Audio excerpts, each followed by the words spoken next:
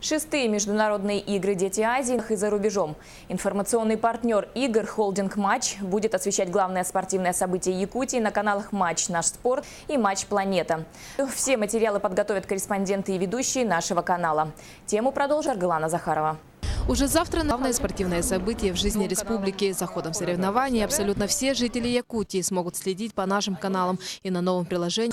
Однако и на этом не все. Самые главные свежие новости соревнований будут любителям спорта далеко за пределами республики. Было размещать эти дневники на нашей ровно по той причине, что действительно максимальное количество зрителей в Российской Федерации смогут увидеть эти дневники на наш спорт. Кроме этого, зрители могут смотреть, зрители за рубежом в основном могут посмотреть соревнования игр «Дети Азии», дневники в частности, на телеканале «Матч Планета», который вещает в странах Грузии и Украины.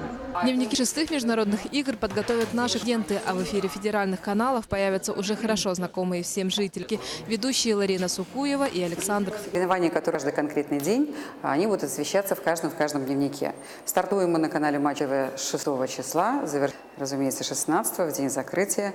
И все те соревнования, которые будут проходить 6, 7, 8 и так далее, каждый день будут отражаться в эфире телеканала. В каждой передаче обязательно будет так называемая одна страничка якутской экзотики, где мы, я надеюсь, успеем обязательно понемногу о замечательных страстях.